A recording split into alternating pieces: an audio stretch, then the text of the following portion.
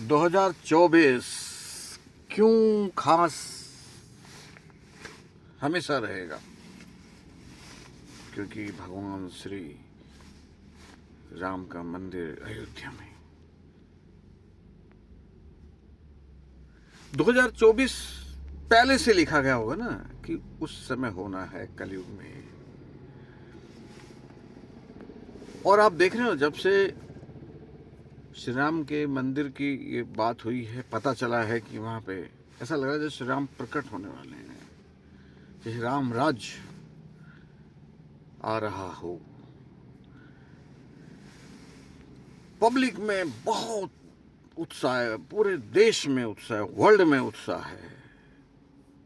तो मैं यही कहना चाह रहा हूँ, ऐसे ही श्री कल्कि का भी बहुत जबरदस्त उत्साह है, क्योंकि कल्कि का भी पता है।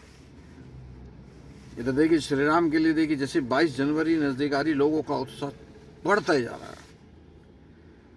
ऐसे ही जैसे ही कलयुग लगा और कलयुग आगे आता जा रहा है, श्री कल्कि का उत्साह ऐसे ही है। ऐसे ही भक्त करोड़ों की संख्या में पूरे वर्ल्ड में सत्संग के माध्यम से, यूट्यूब के माध्यम से इंतजार कर रहे हैं। बस श्री राम की तो डेट पता है 22 जनवरी, मगर श्री कल्कि की डेट नहीं पता, पर युग तो पता है कलयुग। तो आप ये तो समझ ही गए होंगे कि दो अवतारों के लिए 2024 बहुत खास है, श्री राम और श्री कल्कि। अब आप कहेंगे कि दोनों अवतारों में एक समानता है, दोनों भगवान विष्णु के अवतार हैं। तो भगवान विष्णु के लिए 2024 पूरे वर्ल्ड में, इंडिया के लिए बहुत खास है। जगह चुनी गई इंडिया, श्री राम भगवान विष्णु के अवतार, इधर श्री कल्कि भगवान विष्णु के अंतिम अवतार। अब आप जानते हैं कि अंतिम अवतार हैं, इसके बाद कोई युग ऐसा नहीं है जिसमें अधर्म फैलेगा। अधर्म की लीला, ये अधर्म का खात्मा, ये अधर्म का चरम सिर्फ कलयुग तक ही है। तो जो भी करना है कलयुग की, तो कलयुग में करना, उसको एक ही युग है कल्कि के लिए। इसी में प्रकट होना, इसी में दिखना भी है, इसी में बताना भी है, इसी में ज्ञान है, इसी में युद्ध है। और कितनी खूबसूरत बात है कि इसी में श्री राम उनके साथ, उनसे पहले प्रकट हो रहे हैं। इधर श्री राम प्रकट हो रहे हैं, उधर श्री कल्कि, दो अवतार एक साथ। यह अद्भुत संयोग कलयुग में ही हो सकता था, इसी वाले कलयुग में हो सकता था। देखिए, जो भगवान श्री राम के भक्त होंगे वही भगवान श्री कल्कि के भी भक्त होंगे। यानी कि भगवान श्री कल्कि का मतलब आप ये देखिए कि क्या अंतिम अवतार है, अंतिम युग है। पहले भगवान श्री राम की शक्तियां अद्भुत रूप से पूरे वर्ल्ड में प्रकट हो गई। जिनके दिल में श्री राम है, उनके दिल में श्री कल्कि भी है, क्योंकि भक्त दोनों के एक, दोनों भगवान विष्णु के अवतार हैं। शक्तियां पहले प्रकट हो गई श्री राम की, मर्यादा पुरुषोत्तम श्री राम, कल्कि शक्ति पुरुषोत्तम श्री कल्कि।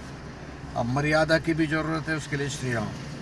शक्ति की जरूरत है क्योंकि अधर्म है, मर्यादित रूप से शक्ति श्री कृष्ण का, महाभारत का ज्ञान, श्री राम की मर्यादा और श्री कल्कि का युद्ध। कल्कि पुराण में लिखा भी है कि जब कल्कि प्रकट होंगे तो सभी ऋषि मुनियों से श्री राम का गुणगान करेंगे। तो शक्तियों का गुणगान जो खुद ही हो रहा है पूरे वर्ल्ड में, श्री राम हो रहा है। आप देखिए, एक ही भक्त दोनों का है, श्री राम का भी, श्री कल्कि का भी है। युग श्री कल्कि का है, शक्तियां प्रकट श्री राम की हैं, अवतार श्री विष्णु लेते हैं। ये अद्भुत संयोग। देखिए, पहले आप सोचो, पहले श्री राम की शक्तियां, मतलब कलयुग क्योंकि अधर्म चरम पे है, तो लड़ने के लिए दो अवतार की शक्तियां, श्री राम।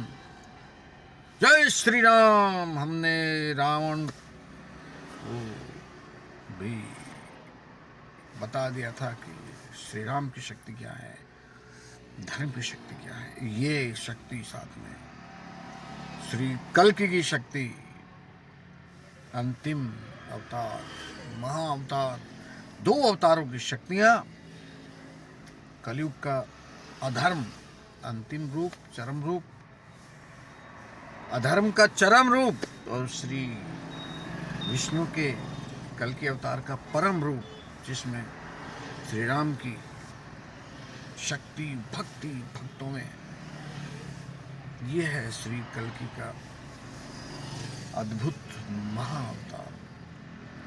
आप समझ सकते हैं, जो श्री राम के भक्त हैं वही श्री कल्कि के भक्त हैं। तो इतने सारे भक्त में जो उत्साह श्री राम के लिए है, ये सारे भक्त इतने सारे मिलके श्री कल्कि की तरफ ही जा रहे हैं। आप नहीं देख रहे, वो मैं देख रहा हूँ कि ये जो हो रहा है ये श्री कल्कि के लिए हो रहा है। श्री राम का गुणगान, श्री राम की महिमा, श्री राम का अद्भुत जादू भरा प्रभाव।